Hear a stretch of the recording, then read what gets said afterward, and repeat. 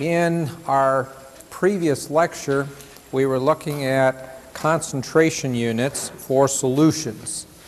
And we had looked at percent by mass and percent by volume. And we also looked then at what we call the primary concentration unit for chemistry, which is molarity. And we said that molarity is defined as the moles of solute per liter of solution. And as I indicated, this is our primary unit, and of course it involves moles, which takes us back to the basic measuring unit of chemistry, which of course means a molar mass of a substance or Avogadro's number of particles, molecules. So moles per liter of solution. Let's just take one more quick example here before we go on to take a look at a couple of other concentration units.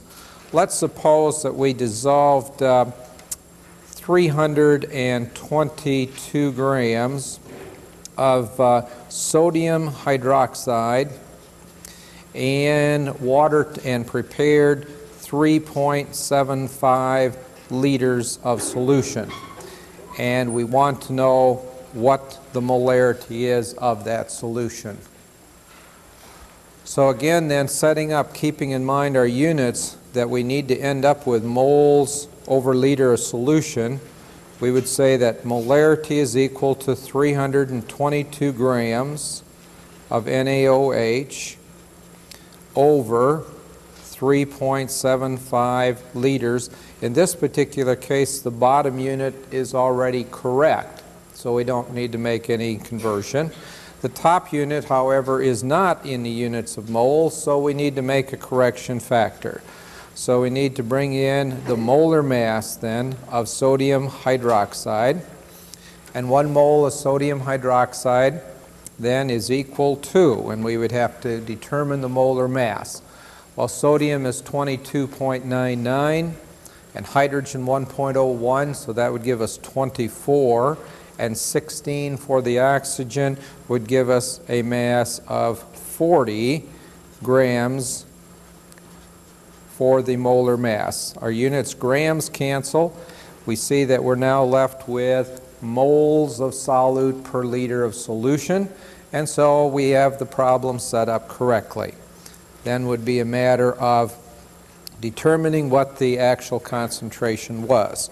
So taking 322, divide by 3.75, and divide that new total by 40, and we end up with a solution which is 2.15 molar in concentration. So as I indicated previously, we're going to utilize, of course, this molarity as we get into calculations involving solution stoichiometry. But before we do that, let's take a look at a couple of other concentration units which deal with very dilute solutions, very low amounts of solute in solution. And these are units that are typically used when we talk about environmental hazards, when we talk about lead in the environment or mercury in the environment or pesticides in the environment. We talk about in terms of parts per thousand or parts per million or parts per billion are the units that we use.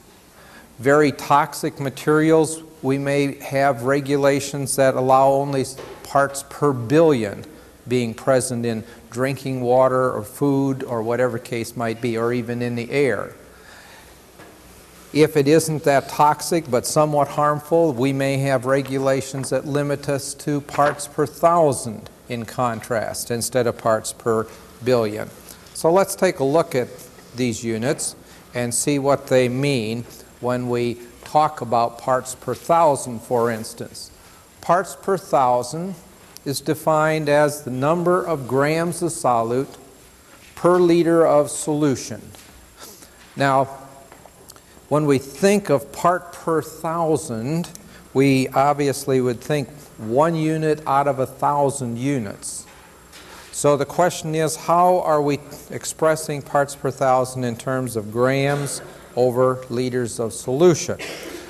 Well, for most dilute solutions, the concentration of water is 1 gram per milliliter. So therefore, a liter of water, or a liter of solution, which is primarily water then, would contain about 1,000 grams. And so that is why we have the statement grams per liter of solution. Just rewrite that over here. What we're saying then is that we have grams of solute, and because the density of very, very dilute solutions is 1 gram per milliliter, a liter would therefore be 1,000 grams of solution. So this is the actual definition, would be grams of solute per 1,000 grams of solution. However, as I said, for very dilute solutions, 1 gram equals 1 milliliter.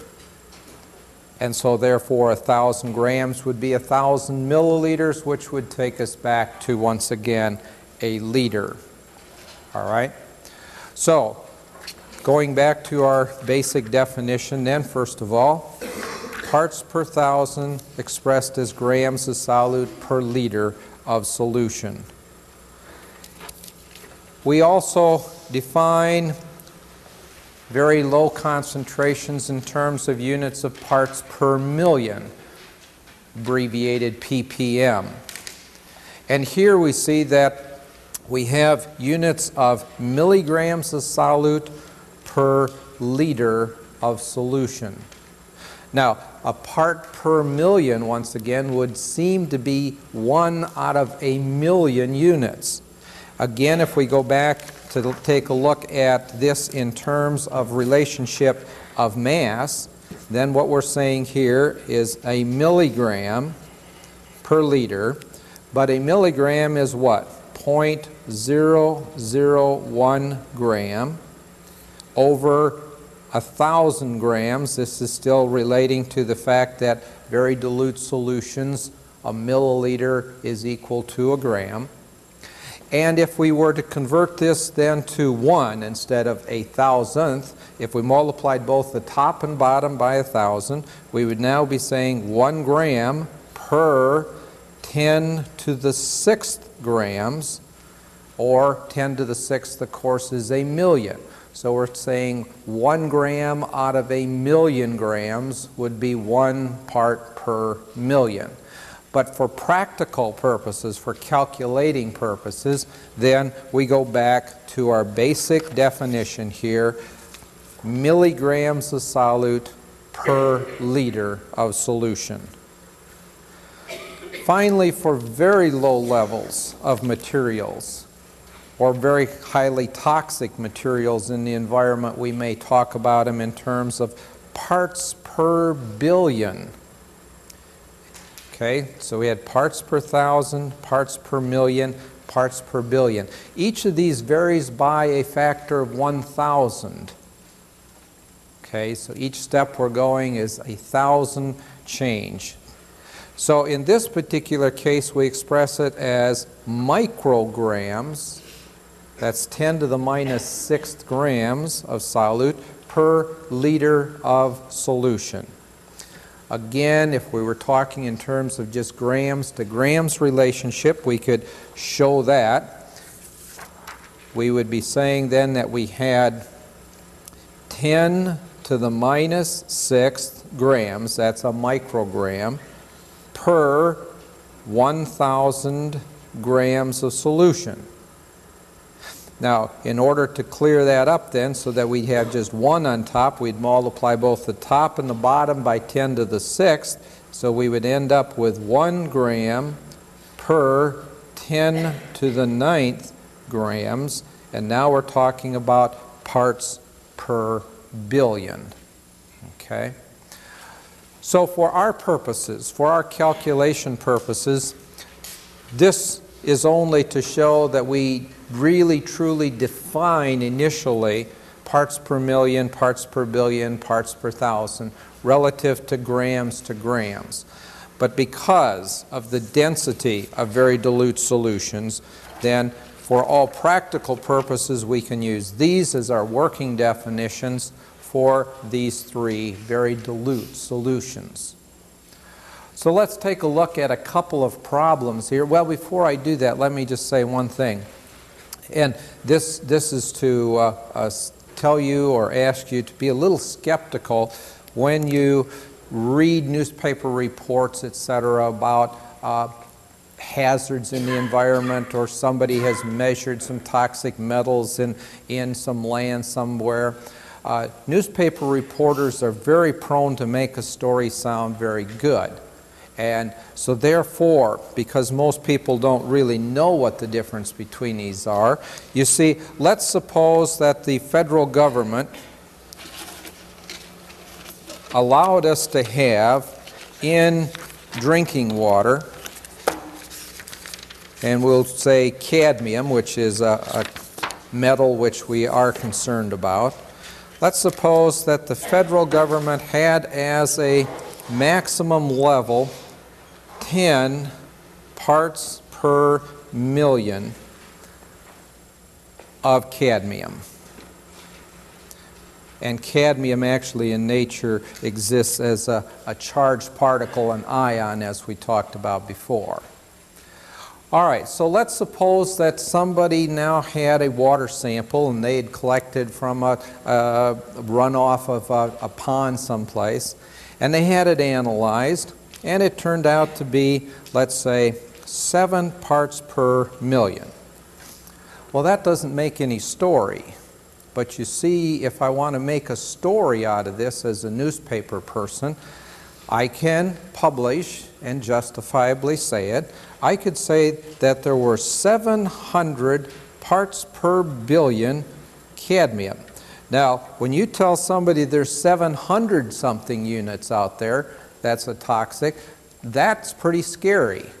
If you say there's 7, or if you say there's 0.007 parts per thousand, doesn't have nearly the impact.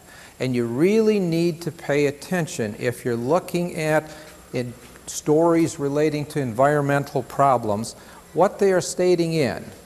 Because we do have standards, maximums that we can have. And oftentimes these numbers that are being measured really fall below the allowable EPA standards. But yet the story will be reported in such a way that it actually makes it sound like we have a horrible condition existing. And this really came home to me when I was in Dallas, Texas a few years ago at a meeting.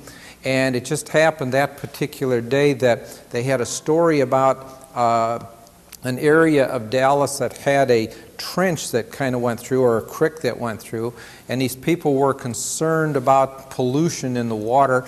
And this lady was standing on the front steps of the courthouse, or I guess it was the courthouse, with a quart jar, and they had label on there, and they had all these things labeled, and they had them in then parts per billion. And some of these things were really large numbers. Like in terms of parts per billion, they had something like 246,000 parts per billion for some sort of organic compound that was there.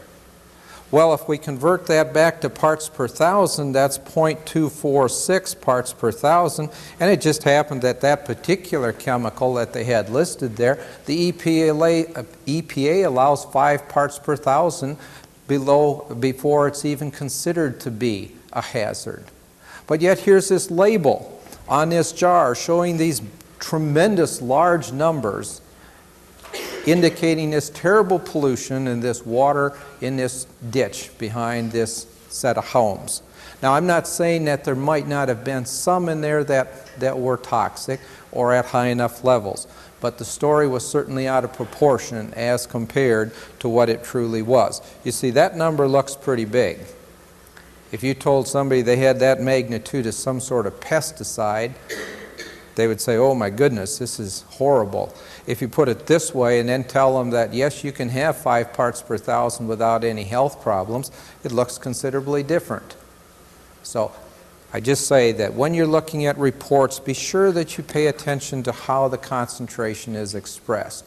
In chemistry, where we're using primarily molarity, that's not a problem. It always means the same thing. A mole per liter is a mole per liter. 10 to the minus fourth is much less concentrated than 10 to the second. And we know that differs by 6 powers of 10. I had a question over here. 7 parts per million changed to 7,000 parts per billion? Yes, that is correct. Thank you. I can't even multiply by 1,000 here this morning. So that makes it even look worse, doesn't it? 7,000 parts per billion then of cadmium. All right. Well, let's take a look at calculating a couple of these then. And I have a problem here to look at, and the problem says, how many parts per million mercury? Mercury is one of the chemicals that we are concerned about as far as toxicity. How many parts per million mercury would there be in a solution that has a molarity of 3.4 times 10 to the minus fifth mole per liter? Now, keep in mind how we defined parts per million. We said parts per million was equal to milligrams of solute, so in this case milligrams of mercury per liter of solution. So we're going to start here with 3.4 times 10 to the minus fifth moles of mercury per liter of solution. And so we see that to change now to parts per million, to express it in that fashion, we will need to convert from moles to milligrams. Okay? So let's go ahead and reset it down here so we have just a little bit more working room. So once again, 3.4 times 10 to the minus 5 moles of mercury per liter, multiplied by, all right, we would have to look at the periodic table and find mercury, and we see that it has a mass of 200.59. That would be 200.59 grams per 1 mole.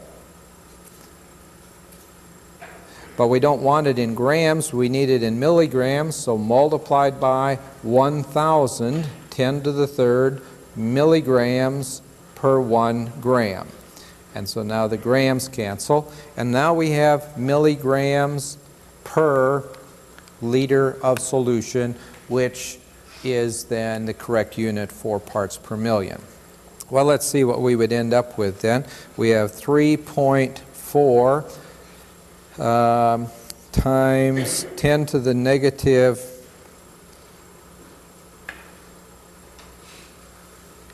fifth times 200.59 and times 1,000.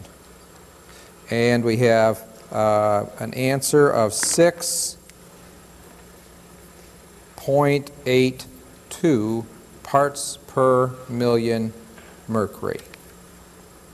Okay. Now again, you see, if I reported that as parts per billion now, and make that 6,820 parts per billion, once again, that sounds like a tremendous amount. 6.82 parts per million sounds certainly much more reasonable. And I'm not even sure what the actual allowable toxic or level of mercury is in, say, water samples. All right, here's another example. Calculate the parts per billion of potassium cyanide. Potassium cyanide is a poison, and it's a poison that's used in like some cockroach or roach what do I want to say, pesticides. So would be one of the things that we might be concerned about as far as in a water sample. And this time we want to express it in terms of parts per billion. And we said that parts per billion is micrograms per liter of solution.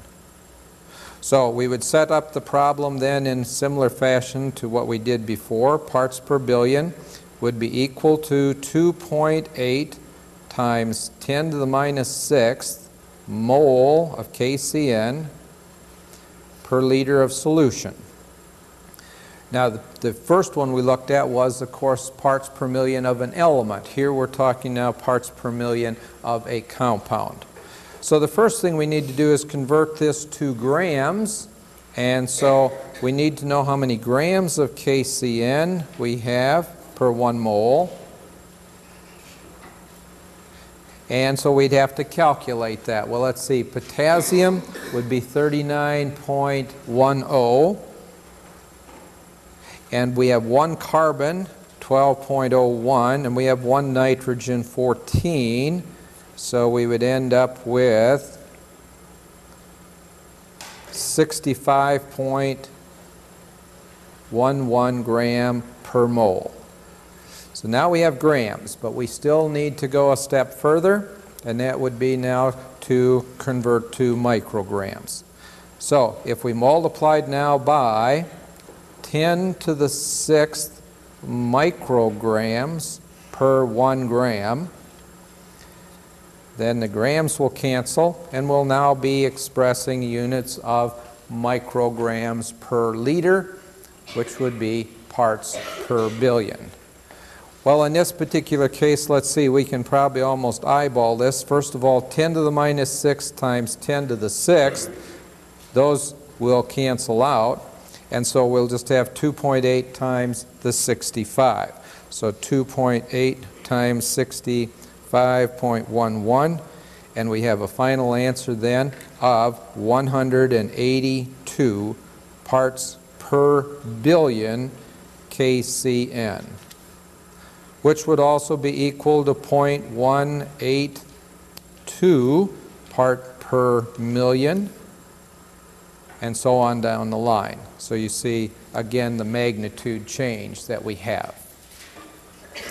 Any question on either of these two concentration, or 3 concentration units, I should say, parts per thousand, parts per million, parts per billion? In case of air, and I'll get your question in a second, in case of air, of course, because the density is very low, we really do have to work in terms of grams, okay? Because we don't have a density of 1. But for aqueous solutions, because the density is near 1 gram per milliliter, that's why we can work in units of liters. For atmospheric, for air material, we would have to talk about it relative to grams of air. Or if we know the density of the air, we could talk about it, but the volume of air, of course, is going to be very large because the density is very small. We had a question here. I was wondering on that last part, you had 10 micrograms. How come it wasn't 10 to the negative 6 instead of just 10 to the 6? It would be 1 microgram over 10 to the minus 6 grams. That would be correct. So you could write it either way. The question was, why did I express the conversion factor here as 10 to the 6th micrograms over 1 gram? Shouldn't it have been 10 to the minus 6th? If we do it that way, and that's totally correct, we would say 1 microgram over 10 to the minus 6th grams. We know that micro is 10 to the minus 6th of anything. So we could put it in either this way or this way, and of course we still will see that we'll have the same value when we get done. So you can express it either way. All right? Any other questions on that? Let's turn then to using now molarity to make some calculations involving balanced chemical equations. So we've looked at stoichiometry before. We looked at stoichiometry in Chapter 3, and so far we've looked at problems that we called mole-mole problems, and we talked about mole-mass problems, and we talked about mass-mass problems. Now we're going to incorporate into that solutions into our calculations as well. But remember the three basic steps that we always had. The first step is to determine the number of moles of known substance. The second step is to determine the number of moles of unknown using our balanced chemical equation. And the third step is to convert to whatever units it is that we're asked for. So we're still going to follow the same stepwise fashion we did before. This particular question then says how many grams of sodium carbonate, that's what this compound is called, could be reacted with by 48 milliliters of 0.465 molar hydrochloric acid. How many grams of this could we react is the question. Now myself, I find it probably a little easier when you're dealing with solution stoichiometry to actually take and do each step independently rather than setting it up all in one continuous fashion. There's nothing wrong with setting it all up, but you sometimes find it a little bit easier just to go ahead and do it stepwise. So I'm going to do these in terms of doing them stepwise here. My first question then, step number one, is to determine the number of moles of known substance, which in this particular case is, the HCl. So how many moles of HCl do I have in that? Well, we've already discussed that in dealing with solutions, that the molarity times the volume of solution in liters gives us the number of moles of solute. So if we were to take the molarity, 0.465 mole of HCl per liter of solution, multiply that by 0.0480 liters of solution, then we're going to end up with the number of moles of known substance. That's my first step. And let's see what we would get for a number, 0.465 times 0.0480, and we have 0.0224 moles of HCl that reacted. Step number two is to determine the number of moles of unknown, which in this case is the sodium carbonate. And we're going to start with our known moles of HCl and multiply by, didn't leave myself a whole lot of room there, so we'll just put it down below here, multiplied by 1 mole of sodium carbonate per 2 moles of HCl. So multiplied by 1 mole of Na2CO3 per 2 moles of HCl. So at this point then, dividing by 2, multiplying by 1/2, we will have then an answer of 0.0112 moles. And the third step is to change to whatever units it is that we're asked for. In this particular problem, we're looking for units of grams of sodium carbonate. And so grams of Na2CO3 would be equal to 0.0112 moles multiplied by the number of grams per 1 mole. And we would have to calculate that.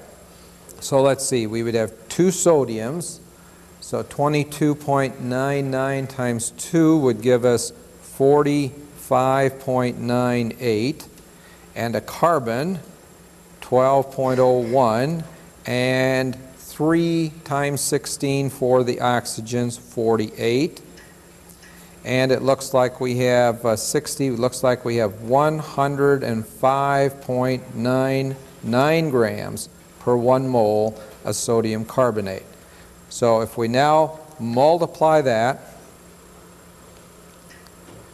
so 105.99, we will end up with then a final answer of 1.18 gram of sodium carbonate. All right? Now, as I said, there's certainly nothing incorrect with setting it up in a continuous fashion if you wish to do so. In this particular type, it probably would have been relatively easy to do so. Where we get into where it's a little more difficult is if we're reacting two solutions and we're asking for, say, the molarity of one or the volume of one. Then it makes it a little bit easier to actually break it into individual parts. Any question on this particular one before we go on here? Okay, let's look at one other one then.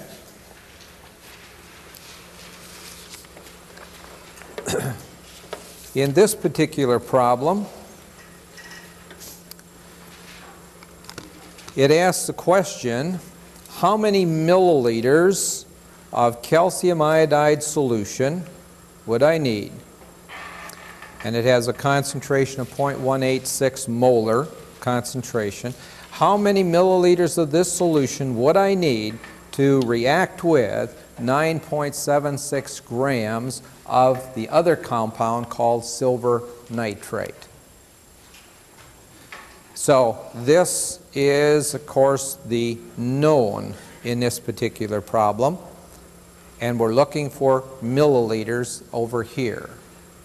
So let's go ahead again and set it up in stepwise fashion. So the first thing I'm going to ask here is the number of moles of silver nitrate, and that's 9.76 grams of silver nitrate times 1 mole of silver nitrate per certain number of grams. And we'll have to calculate that again. Let's see. So we would have for silver, we would have 107.87. 107.87. We'd have a nitrogen, 14.01, and we'd have 3 times 16 for 48 for that. So 0.88, 12, 9, 6, 1. 169.88 grams. So that takes care of that. And now we could calculate 9.76 divided by 169.88, and we have 0.0575 moles of AgNO3. Step number 2 would be to say how many moles of CaI2 do we have then in the reaction, and we have 5.75 times 10 to the minus 2 moles of AgNO3 multiplied by 1 mole of CaI2 per 2 moles of AgNO3. So those units cancel. Now we have moles of known substance. And so working that part out to get a number, we have then 2.88 times 10 to the minus 2 moles of CaI2. Now the third step takes us to this right here. We want to find out what volume of the solution we need. We know how many moles we need. We need 2.88 times 10 to the minus 2. We know how many moles there are in a liter based on the molarity. And of course, if we know the number of moles and we know the number of moles per liter, we should be able to easily determine the number of liters of solution that we need. And then, of course, to convert to milliliters. So, milliliters, CaI2, is equal to 2.88 times 10 to the minus 2 moles. Now I'm going to drop the unit off here just because it's crowding it a little bit, multiplied by 1 liter of solution, which contains 0.186 mole. That's our molarity. Back up there at the very top, here we see the molarity of the solution was 0.186. That's 0.186 mole over 1 liter, or we can write it as 1 liter over then 0.186 mole. Now notice that moles will have canceled, but we asked for milliliters, so our final step would be 10 to the 3rd milliliters per liter. And so now we have a final answer then expressed in terms of milliliters. So let's see here. I have divided by 0.186 and multiplied by 1,000. And we would need 154 milliliters of the calcium iodide solution in order to react the 9.76 grams of silver nitrate. This is the type of problem especially that I'm talking about, that this 3rd step is certainly probably easier if you're doing it as a separate step. You can combine the first 2 steps. As a matter of fact, that's not a bad way. Ask how many moles of the unknown and calculate that as 1 step, and then convert to whatever it is that you need in the next one. Any question on this one? All right, let's look at an example then involving 2 solutions.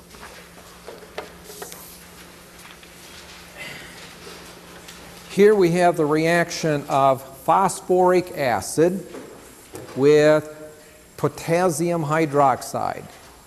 This is called an acid-base reaction, and in Chapter 5, our next chapter, we're going to talk extensively about acids and bases. So here we have the reaction of an acid, phosphoric acid, with a base, potassium hydroxide, and both are solutions.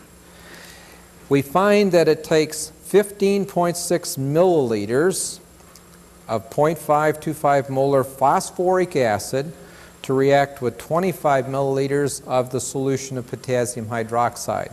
What we want to know is what is the molarity of the potassium hydroxide. So again, then our first step is going to be determine the number of moles of known, then the number of moles of unknown using our equation, and then finally putting it into whatever units we want.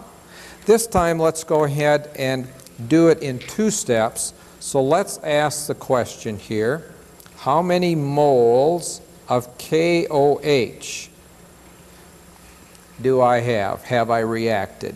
All right, we have 0.0156 liter times 0.525 mole of H3PO4 per liter. So we've used up our volume, liters, concentration, moles per liter, so that we could determine the number of moles of known material. Now we're going to bring in our balanced equation, so multiplied by 3 moles of KOH per 1 mole of H3PO4. Notice our 3-to-1 stoichiometric relationship. And so at this point then, notice that what we have are moles of potassium hydroxide, our unknown substance. So, working this out then quickly, let's see, we have 0.0156 multiplied by 0.525 and multiplied by 3, and we end up with 0.0246 moles of KOH. Step 1 and 2 have been completed as one. Now step number 3 is to solve for whatever units it is that we are asked for. This time it's asking us for what? the molarity of KOH. Let's stop and think here. Molarity of KOH. What would we need for units? Moles of KOH over liters of KOH solution. That's what we need to get our answer. Do we have that information available? Well, we just calculated this right there. And the liters of KOH solution was given to us in the problem. And so if we plug in our two values that we now have, 0.0246 mole divided by the volume expressed in liters, 0.0250 liters, we now see that we have an answer in moles per liter, which of course is a correct unit for molarity. And we can see that without working through here. Well, I guess I can plug it in, but it looks very close to being a 1 molar solution, just slightly less than that. So divide by 0.025, and we would have a molarity then of 0.983 molar solution of potassium hydroxide. This is a very useful method of determining concentration of one solution by reacting it with a solution of known concentration. And if we have a balanced chemical equation, then we can determine what the molarity of the unknown solution is. Unknown only from the standpoint of the quantitative information. We know it's KOH. Any question on any step of that one? All right. By the way, I've noticed on some homework sets that occasionally people are disregarding these zeros. These zeros, when it says 25.0 milliliters, that that zero is a significant figure. And so if you're going to rewrite it in liters, you still need to put that zero there, at least to keep in mind that you're using three significant figures. If you write that as 0.025, and then you go ahead and make your calculation, and then you look back at the number you wrote down, you might put your answer in 2. That's incorrect. Those zeros after decimal points, preceded by numbers, are significant and need to be included in determining significant figures. Well, one last one of this type here quickly. Again, this is a solution with a solution. But this time, instead of asking for the molarity of the unknown, we're asked how many milliliters of the unknown do we need to react with this solution. So again, we could go ahead and set this up. First of all, we'll do one step to determine the number of moles of the unknown substance, and then we'll do the final step to convert to what the units are. So we're going to ask the question, moles of CuNO3. That's equal to 0.0320 liters, 32 milliliters, times 0.544 mole of KiO3 per liter. That's its molarity, and so those units cancel. So now we have moles of the known substance.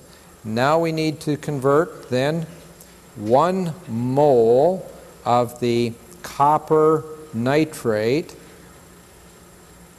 a little crowded there, per 2 moles of the KiO3, chemical called potassium iodate. And notice then that moles of KiO3 cancel out, and we have moles of the unknown material. So calculating that then, let's see, we have 0.032 times 0.544 and divided by 2, and we have 8.70 times 10 to the minus 3 moles of CuNO3. Now we go back what was it that we were actually trying to determine? We were actually needing to determine the volume of copper nitrate that was needed then to give us this number of moles of copper nitrate solute. Well, again, keeping in mind that this gives us a relationship of moles to liters, then we can use that to convert to volume of copper nitrate in liters, and then, of course, convert to milliliters. So, final setup then. Milliliters will be equal to 8.70 times 10 to the minus 3 moles multiplied by 1 liter of the copper nitrate solution over 0.886 moles. So now moles will cancel, and then multiplied by 10 to the third milliliters. Now, we should technically wrote down copper nitrate and copper nitrate in each of those, but space crowds it a little bit, so we'll just set it up this way. Now we have an answer in then milliliters. All right. Now, one other thing that I should mention, it is important to watch the units because we're dealing with two different concentrations. If you don't pay very close attention to which number you're writing in as the second liters over solution, over moles, of course you might accidentally put in the wrong one. So it's really best to carry those units, and on a piece of paper it's not that difficult to do. Well, let's see, 10 to the minus third and 10 to the third would cancel, and we have about 8.7 over 0.886, so something very close to 10 molar in concentration. 8.7 divided by 0.886 gives us then 9.82 molar solution of copper nitrate. Any question on any step of that? In our next lecture, we're going to look at one more concentration unit called molality. We're going to look at some properties of solutions that we call colligative properties. And we're going to go on and take a look at some non-aqueous solutions. So far we've been dealing with water as a solvent. We're going to look at some other solvents in our next lecture.